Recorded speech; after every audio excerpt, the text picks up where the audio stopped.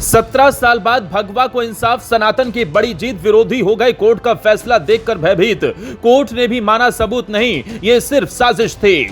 साध्वी प्रज्ञा को किया केस में टॉर्चर, लेकिन ना चेसिस ना मिला इंजन नंबर। कर्नल पुरोहित को भी क्लीन चिट, 17 साल की तपस्या आखिरकार रंग लाई।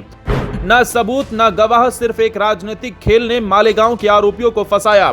कोर्ट ने अब बड़ा फैसला सुनाया, एक नहीं सभी 7 आरोपी केस में बरी।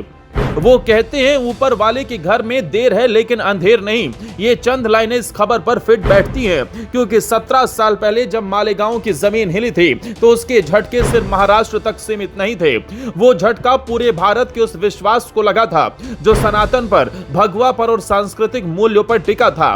धमाका तो बाइक से हुआ था, लेकिन असली विस्फोट उस आरोप का था जिसमें एक साध्वी, एक कर्नल और कई राष्ट्रनिष्ठ लोगों को भगवा के उग्रवाद का चेहरा बना दिया गया। मीडिया की हेडलाइनों से लेकर राजनीतिक बहसों तक भगवा को बदनाम करने का एक सुनियोजित नैरेटिव खड़ा किया गया, और उस नैरेटिव का चेहरा बनी साध्वी प्रज्ञा सिंह ठाकुर, जो एक सन्यासी हैं जिनकी साधना और त्याग पर सवाल खड़े किए गए। लेकिन अब साध्वी की बड़ी जीत हुई है। दरअसल 2008 से लेकर आज तक यानी 17 सालों में जितना दर्द जेल की कोठरी में कैद निर्दोषों ने झेला, उतनी ही गलतफहमियां समाज में फैलाई गई। टीवी डिबेट्स में भगवा को संदेह के घेरे में डाला गया। अखबारों ने तिलक लगाए साधु संतों को भी जांच के दायरे में दिखाया, और कुछ संस्थानों ने साक्ष्यों पर ऐसी थ्योरी गढ़ी जो न्याय के पैमाने पर कभी खरी नहीं उतरी। जिस मोटरसाइकिल को केस की रीढ़ कहा गया, उसका इंजन चेसिस नंबर तक कोर्ट में प्रमाणित नहीं हो सका। यह सिर्फ जांच की कमजोरी नहीं थी, बल्कि एक विचार को निशाना बनाने की कोशिश थी, क्योंकि कोर्ट ने बड़ा फैसला सुनाया है।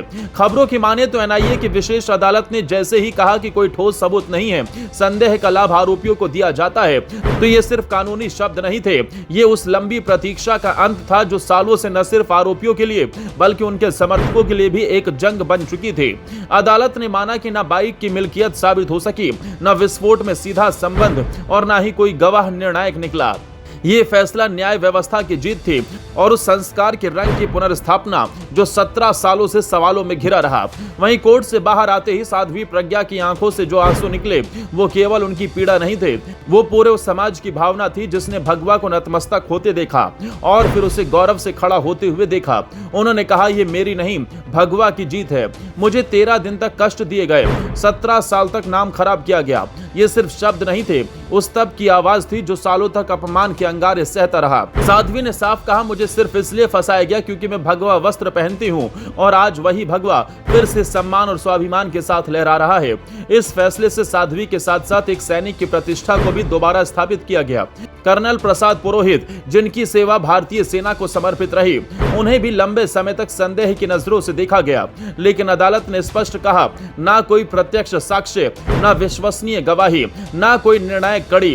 कर्नल ने कहा, हम आज भी देश की सेवा में तत्पर है, लेकिन जो बीता है वो एक गहरी सीख है।